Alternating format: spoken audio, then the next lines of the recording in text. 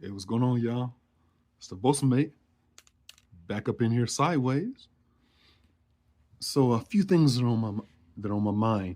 What I like to definitely speak about. This is becoming kind of prevalent here in California. We have this thing about black and brown unity, or everyone when they speak about certain rights, they always speak about black and brown. I'm going to talk about that. Okay, so I'm going to talk about also Jewish folks, but they're in the same category as white people, Hispanics, and so-called black people. We're going to dive into this a little bit. I saw this movie. It's really a show called Band of Brothers and everything. Good series. I'm still looking at the rest of it. Phenomenal. But in there, I heard something that just blew my head away. Some guy said, "Hey, go and get Ramirez and such and Johnson and go and take care of it." And they just told him to go somewhere. Dog. I said, Ramirez? During that time, that was doing like the World War II. That was in Germany, Belgium, Poland, and so on and so forth. And I'm thinking about black people. We were still trying to fight for basic rights just to be considered citizens of our own country that we work for. So hearing this, it had me think and do some research. During the time of World War II, and even beyond, before that time, World War One, and so on and so forth, a lot of the other wars, Mexicans and other Hispanics that didn't have melanin in their skin, they were considered white. This right here is according to the census. If they lived in the United States at that time, they were considered white. Well, I'm Hispanic. You're white. That's the way they look at you, right? So when we talk about black and brown unity, what happened during that time of World War II?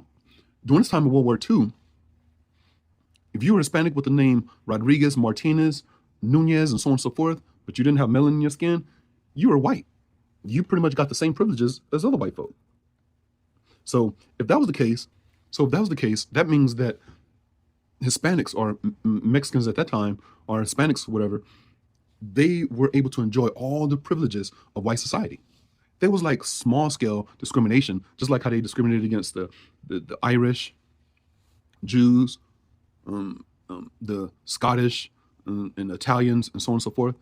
But then once they started siding with black people, they just considered, no, you white, y'all considered white. And once again, black people got put at the bottom of the ladder yet once again. So when I'm looking at this show, I couldn't help but think that yes, these men had died for their country. This is in World War II. They died for their country in the trenches and so on and so forth. And even then, that's quite sad, really sad. You know how many of these families lost their loved ones in combat. But think about black people. Even then, black people were still treated. Matter of fact, the animal on the battlefield, like a deer or even a dog in the United States of America, got treated better than black people. Okay, now why do I say? Then I mentioned about Jews. Yes, your man Hitler, he did the Holocaust. During the Holocaust, he did do a lot of Jews wrong. He did do the Jews wrong. They say 4 million or 6 million got killed. I can easily say that even in Africa, there was like 10 million that got killed by King Leopold of Belgium. So we're not trying to talk about who got killed the most or whatever. But at the end of the day, they got reparations. Native American got reparations.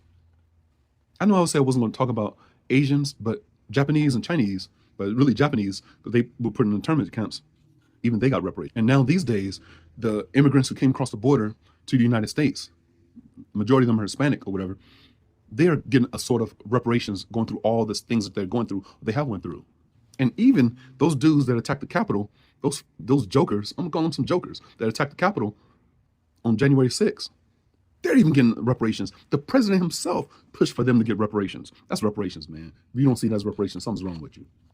But after all said and done, everybody on the map getting reparations, except the American Negro. And I say the American Negro, I know that's a quite messed up term. But I didn't say, if I'd have said American Black, guess what? I have friends whose parents are Senegalese or who's Nigerian, who's from certain parts of Africa. Their parents are like they're first generation Americans. You dig? They're black. Matter of fact, many of them darker than me. But no. I'm talking about the American Negro, who is descendant from American slavery. These people who've been here. When I say been here, I mean been here during and before the slavery thing. So that's what I mean.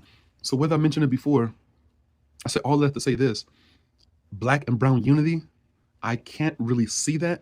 I can see respect, being respectful with each other. And of course, we all have, a lot of our families are totally intermixed with Mexicans, Guatemalans, and whoop-de-whoop. So a lot of our families are intermixed. But on a plain surface, there's not no kind of comparison, because the American black man, the American black folks, barely was able to vote in 1870.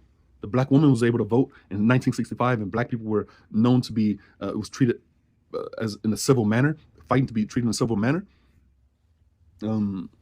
Mexicans or Hispanics or other whatever, they were already considered white. A lot of people who attacked the Capitol on January 6th, a good percentage of them had names like Rodriguez and Martinez and so on and so forth. And if you really want to get cute and get real, the first white supremacist that came to the Western Hemisphere was Christopher Columbus. Now, I mentioned something about Jews earlier.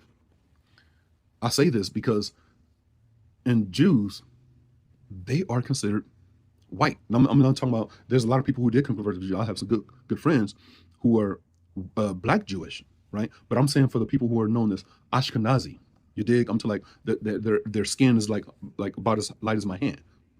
They are considered white in society. They get all the until they open their mouth, or sometimes you might see their nose. It's like, oh, you must be Jewish, or I see their name or whatever. People can discriminate against them, but for the most part, they're white. And even then, they will get 10 times more benefits than the most richest African American black man.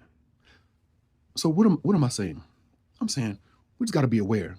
We can't be sucked into the politics to like, hey, we all need to unite as one.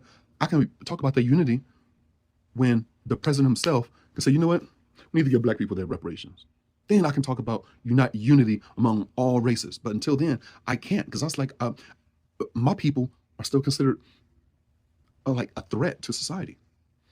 So I talk a lot about this in my books, African American, military, Mason, Muslim. I speak about that quite a bit in there. I speak about how our people, how we've been in a situation from redlining and so on and so forth. This is my I should say my magnum opus, if you will. Really good book. Other one is Uncovering Our Roots. Serious book. Now, before these two books, I wrote quite a few others. One of them is called Poison Reality, The Day I Rule the World. A lot of things in that book is happening right now. Crazy. So hopefully you check that out. And the other one is Secret Society. That is one of my other fun and favorite books. Somehow it's a story about some people who are part of some secret society that is running a lot of things. You check that out. I'll give you a couple of yucks. You can see any of these books on Amazon, Barnes & Noble, or anywhere else books are sold. But I speak a lot about that in there. My people, stay awake.